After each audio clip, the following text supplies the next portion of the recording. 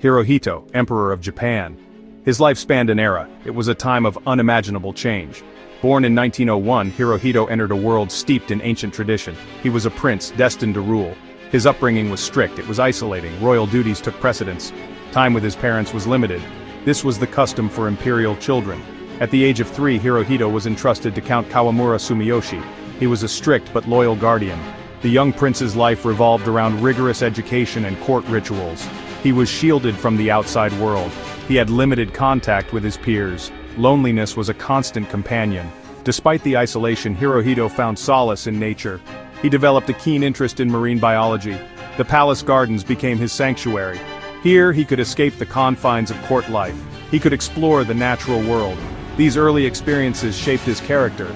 They instilled in him a deep respect for tradition, but they also nurtured a curiosity for the world beyond the palace walls. Hirohito's childhood was a paradox. He was both privileged and restricted. He was the future emperor, yet he was a solitary figure. This upbringing would have a profound impact on his life. It would shape his worldview. Ultimately, it would prepare him to lead Japan through an era of unprecedented turmoil and transformation.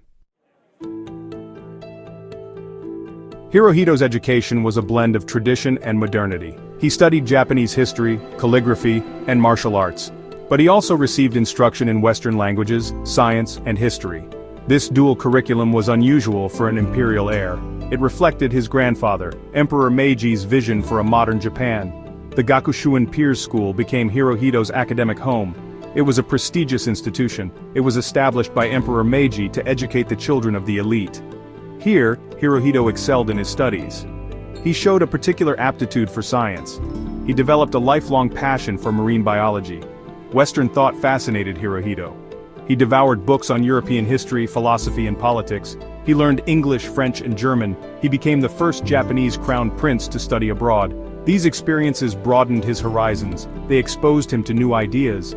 They challenged his assumptions about the world. Hirohito's education was not merely about acquiring knowledge, it was about shaping his worldview. He embraced the idea of progress. He recognized the need for Japan to adapt to a rapidly changing world. This understanding would later influence his decisions as emperor. It would guide Japan's course through a time of great upheaval. In 1921, Hirohito embarked on a 6-month tour of Europe. It was a groundbreaking event. He was the first Japanese crown prince to travel to the West. The trip was a resounding success. It transformed Hirohito's perspective. He met with kings, queens, and heads of state. He witnessed firsthand the advancements of Western civilization. From the bustling cities of London and Paris to the ancient ruins of Rome, Hirohito immersed himself in European culture. He visited factories, museums, and universities. He attended operas, ballets, and sporting events. He was received with warmth and respect wherever he went. The tour was a political and diplomatic triumph. It fostered goodwill between Japan and the West. But more importantly, it had a profound impact on Hirohito himself. He returned to Japan with a deep appreciation for Western culture and technology. He was convinced that Japan needed to embrace modernization if it wanted to compete on the world stage. Hirohito's European tour was a pivotal moment in his life. It broadened his horizons, challenged his assumptions, and shaped his vision for Japan's future. It was a journey of transformation that would have far-reaching consequences for both Hirohito and his nation. The emperor's burden was immense.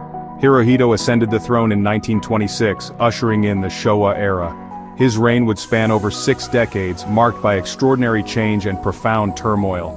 As Japan modernized, militarism also took root. The emperor, though revered, held a complex and often ambiguous role in the shifting political landscape.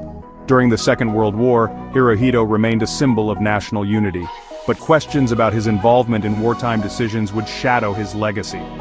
After Japan's defeat in 1945, he made a historic radio broadcast, the first time his people had ever heard his voice. In it, he announced Japan's surrender, urging his nation to endure the unendurable and bear the unbearable. The post-war years brought dramatic transformation.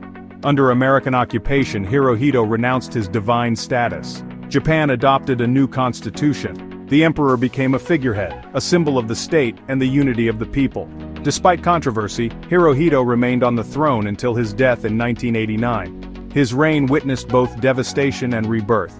From imperial expansion and war, to economic recovery and global reintegration, Hirohito stood at the center of Japan's most turbulent century.